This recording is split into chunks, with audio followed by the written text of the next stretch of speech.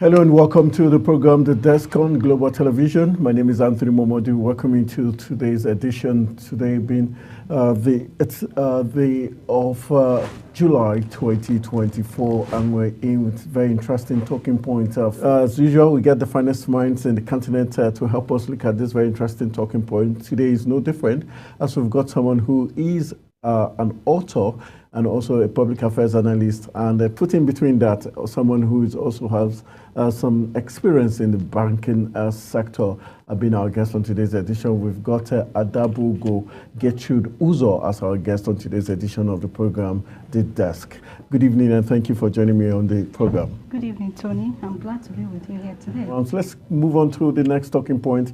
The fear scarcity is gradually resurfacing, or is already here in Lagos, in Abuja, and other parts of the country, with private depot owners hiked the ex-depot price of petrol from 630 naira to 720 naira per litre.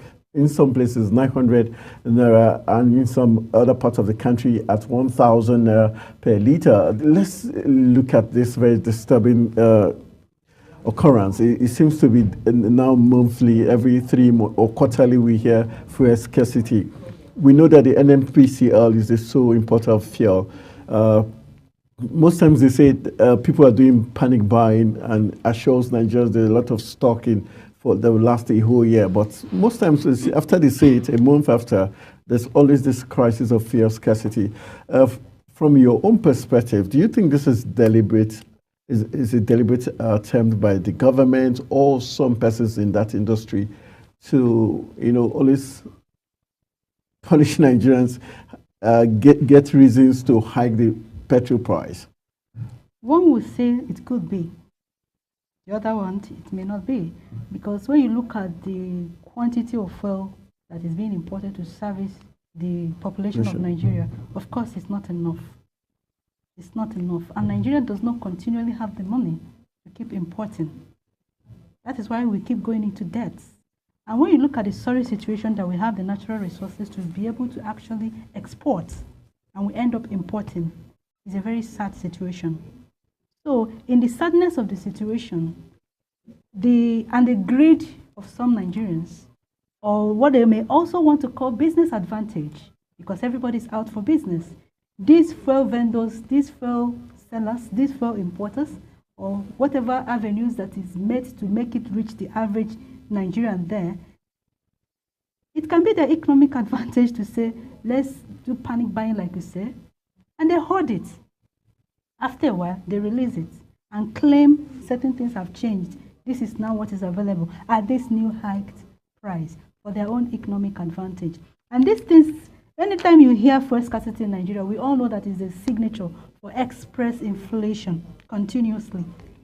And the government doesn't have any direct control on this, even in the behaviors of this fuel, the people that control the fuel circulation and supply in Nigeria. Okay, now we're seeing NNPCL be accused, the independent marketers saying Nigerians should ask the NNPCL why there's lack of some stations when they have run out of stock. Do you think this is another tactic for them to say, okay, they should allow these people to start importing also?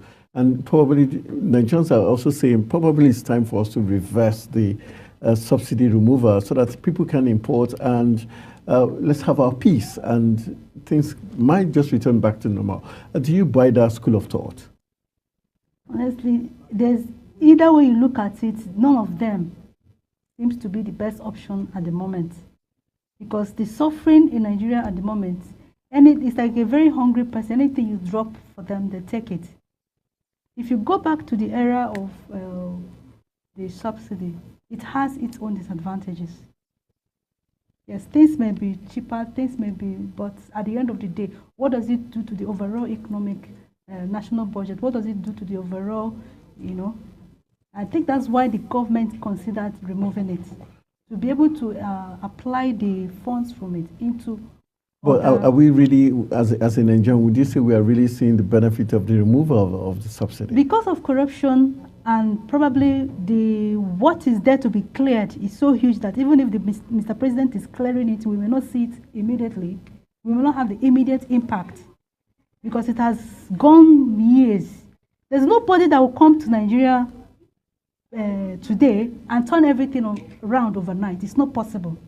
Okay, let's look so at the things, the impact or the positive impact of this subsidy removal, we may not be seeing it. We can only see the negative, which is the high inflation and all that. Now, when you now go back to the era where the subsidy is returned, what do you have?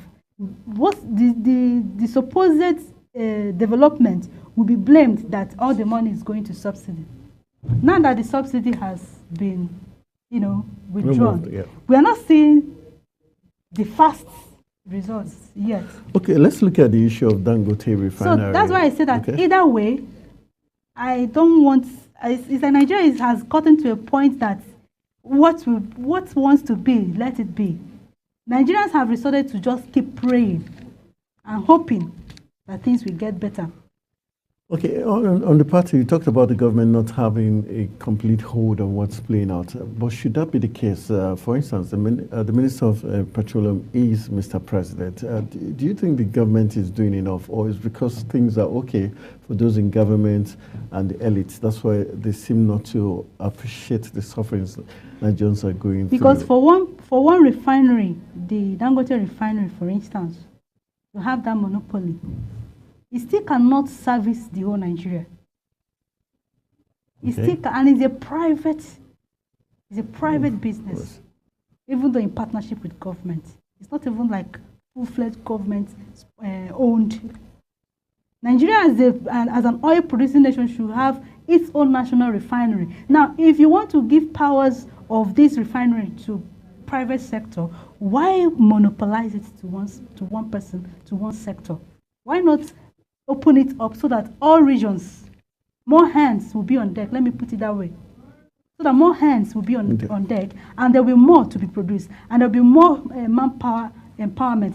There will be employment. More people will be employed. It will cut across so many phases of our economy, starting with unemployment. Okay, let's. But here we are suffering from this, and it is now monopolized. How do you begin to solve the problem? All right, that's a very big talking point. We hope the right thing will be done in the